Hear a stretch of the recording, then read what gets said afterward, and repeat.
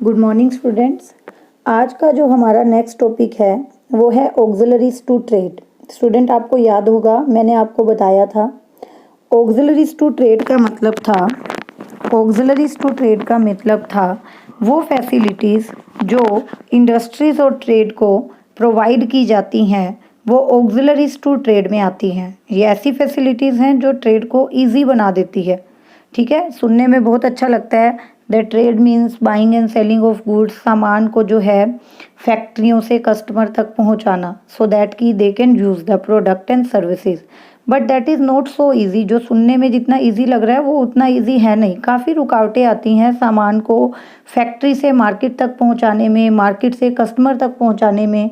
तो बहुत सारी वो जो हर्डल्स क्रिएट होती हैं उन हर्डल्स को दूर करने के लिए we have to use some facilities, और वो फैसिलिटीज़ आती हैं ऑक्सिलरीज टू ट्रेड में। As you can see this chart and you can prepare this chart in your notebook too. Auxiliaries to trade, as you can see, transport and communication, banking and finance, insurance, warehousing, advertising, ये वो facilities हैं जो आपके trade को easy बनाते हैं। कैसे, उसके लिए हम ये एक इसका जो है थोड़ा सा मीनिंग इलेबोरेट करेंगे। First is transport and communication. तो स्टूडेंट्स इतना आप समझ सकते हैं कि अगर हम गुड्स प्रोड्यूस कर रहे हैं फैक्ट्रीज़ में तो उन्हें हमें पहुंचाना है मार्केट तक। ठीक है, क्योंकि फैक्ट्री में तो हर एक कस्टमर लेने नहीं पहुंच सकता ना, हमें मार्केट तक पहुंचाना है। तो मार्केट तक कैसे पहुंचाएंगे? We have to use transport facilities. So as you can see, transport facilitate the movement of goods and people from one place to another। जो ट्रांसपोर्ट है वो क्या फैसिलिटेट करता है? Movement of goods and people को एक जगह से दूसरी जगह तक पहुंचाने में। It helps to create place utility, means सामान को एक जगह से दूसरी जगह तक पहुंचाना, इसे बोला जाता है प्लेस यूटिलिटी क्रिएट करना, and which is created by transport. The goods manufactured at a place is available for sale at distant places. ऐसा क्यों करना पड़ता है हमें? क्योंकि जो गुड्स एक प्लेस पे प्रोड्यूस होती हैं उन्हें कहीं और बेचा जाता है।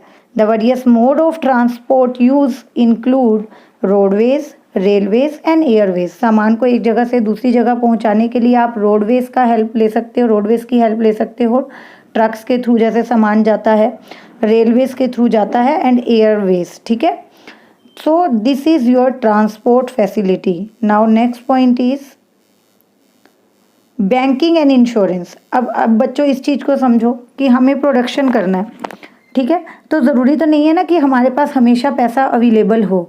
अब मान लो मैंने सामान बनाया और उसे उधार बेच दिया, मेरा पैसा अटक गया, तो अब जब तक वो मेरे को नहीं मिलेंगे पैसे, या जब तक मेरे पास पैसे नहीं आएंगे मेरे कस्टमर से, तो तब तक क्या मैं हाथ पे हाथ रख के बैठी रहूँगी, आगे प्रोडक्शन नहीं करूँगी, रोक दूँगी प्रोडक्शन को? No, that is not possible. तो बिजनेस में क्रेडिट ट्रांजैक्शंस चलती रहती हैं। जैसे आप को जो है उधार खरीदना भी पड़ सकता है और उधार बेचना भी पड़ सकता है। तो it is not always essential कि आपके पास पैसा हो। Sometimes you have to borrow this money from bank. तो इसके लिए कौन है एग्जिस्टेंस में? Banking services. Banking and financial institutions हैं जो आपको लोन देने का काम करते हैं सो दैट आपका बिजनेस स्मूथली चलता रहे बिना किसी रुकावट के, पैसे की कमी नहीं आने देते। Finance is said to be the lifeblood of business. जो फाइनेंस है बच्चों वो लाइफ ब्लड ऑफ बिजनेस है, उसके बिना आप बिजनेस का एग्जिस्टेंस सोच भी नहीं सकते। Banking is an indispensable auxiliaries to trade. अब जो बैंकिंग है वो एक ऐसी सर्विस है जिसको आप बिजनेस से अलग करके नहीं चल सकते। आजकल तो क्या होता है, lot of transactions are done through banking system. Banking help to create finance utility and act as a backbone of business. Banking services are vital for smooth running of business. Banking services smooth running of business के लिए बहुत important है, as it offer many services like collection of cheque, granting loan etcetera. तो बैंकिंग आ गया बच्चों आपको समझ में। अब होता है इंश्योरेंस। इंश्योरेंस बुक में समझने से पहले मैं आपको एक एग्जांपल देना चाहूँगी that we are doing business. हम इतना पैसा लगा के बिजनेस कर रहे हैं, प्रोडक्शन कर रहे हैं, इतनी हैवी मशीनरी हम फैक्ट्रीज में इंस्टॉल करवा रहे हैं। ठीक है, वर्कर आते हैं काम करने के लिए, वो भी सैलरी लेते हैं। दैट मीन्स हमारा बहुत पैसा बिजनेस में लगा हुआ है। नाउ ट्राई टू अंडरस्टैंड, आपका जितना ज़्यादा पैसा लगेगा बिजनेस में आपको रिस्क उतना ही ज़्यादा है। आपको हमेशा ये रिस्क रहेगा कि मेरा सामान मैं बना तो रही हूँ, बिकेगा या नहीं बिकेगा, ठीक है। या फिर मैं जो है मतलब सामान को एक जगह से दूसरी जगह पे भेज तो रहा हूँ ट्रांसपोर्ट के थ्रू, कहीं रास्ते में ही डूब ना जाए, डैमेज ना हो जाए, तोड़ फोड़ ना हो जाए सामान की, तो किसी भी तरह का लॉस आपको हो सकता है। तो ये रिस्क एक बिजनेसमैन के माइंड में हमेशा रहता है। तो इस रिस्क को दूर करने के लिए आप यूज़ करते हैं कौन सी facility? Insurance facility. Considering fact that risk is inherent in every business, हर बिजनेस में एक रिस्क होता है। Insurance is considered an indispensable auxiliaries to trade, और इंश्योरेंस भी एक ऐसा सेक्टर है जिसको आप ट्रेड से अलग करके नहीं चल सकते। It help to secure industry against risk और undesirable event leading to inadequate profits और even loss like death, fire, accident etcetera. तो ये कौन सी यूटिलिटी क्रिएट करता है बच्चों? रिस्क यूटिलिटी, क्योंकि आपको रिस्क के अगेंस्ट प्रोटेक्शन मिलती है इंश्योरेंस करवाकर। All type of business risk are not insurable. आपको यहाँ ध्यान रखने की ज़रूरत है कि हर टाइप के रिस्क को बच्चे इंश्योरेंस नहीं करवाया जा सकता। तो ये जो है आपको डिटेल में इंश्योरेंस वाले चैप्टर में समझ आ जाएगा। अभी के लिए सिर्फ आप इतना समझें कि इंश्योरेंस क्या है, जो आपको रिस्क से प्रोटेक्शन प्रोवाइड करता है। बिजनेसमैन के लिए ये फैसिलिटी बहुत ज़रूरी है क्योंकि वो दिन रात रिस्क के अंडर रहकर काम करता है। वेयर हाउसिंग, वेयर हाउसिंग क्या होती है? वेयर हाउस होते हैं गोडाउंस की तरह, आप समझ लो कि वेयर हाउस होते हैं गोडाउंस जहाँ पे आपका सामान सुरक्षित रहता है।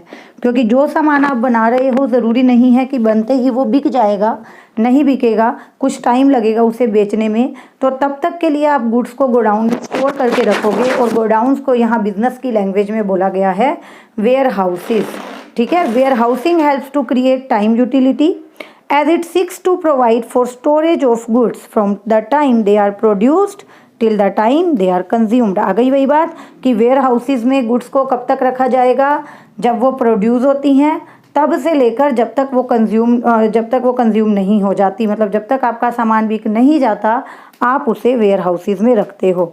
Then advertising. Advertising is very important promotional tool that aims at informing and persuading prospective consumer to buy the firm's product।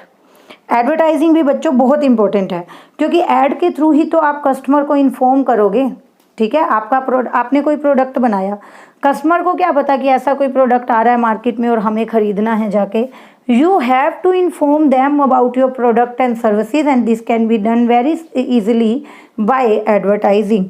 So students, आज मैंने आपको कुछ फैसिलिटीज़ बताई हैं, कुछ सर्विसेज बताई हैं जो ऑक्सिलरीज टू ट्रेड के अंदर आती हैं। आपको यहाँ ये जो हाईलाइटेड पॉइंट्स हैं ये लर्न करने हैं कि जो ट्रांसपोर्ट और कम्युनिकेशन है वो जो ट्रांसपोर्ट है वो क्या करता है? प्लेस यूटिलिटी क्रिएट करता है। फिर उसके बाद जो बैंकिंग है और जो फाइनेंस है वो फाइनेंस यूटिलिटी क्रिएट करते हैं। इंश्योरेंस जो है that creates risk utility. Warehouses time utility create करते हैं क्योंकि एक टाइम पे बनी हुई चीज़ जो है वो किसी दूसरे टाइम पे सेल होती है, तो ये जो टाइम लैग कवर करता है वो कौन करता है? Ware house. एडवर्टाइजिंग ये आपको जो है क्रिएट करके देते हैं यूटिलिटी ऑफ नॉलेज, बिकॉज इससे कस्टमर की नॉलेज बढ़ती है कि मार्केट में कहाँ और किस टाइप के प्रोडक्ट अवेलेबल हैं। सो स्टूडेंट, ये काफ़ी इजी टॉपिक था आज का हमारा। प्लीज़ आप अपने नोट्स बनाएं और in case you have any doubt then you can ask to me. Thank you so much.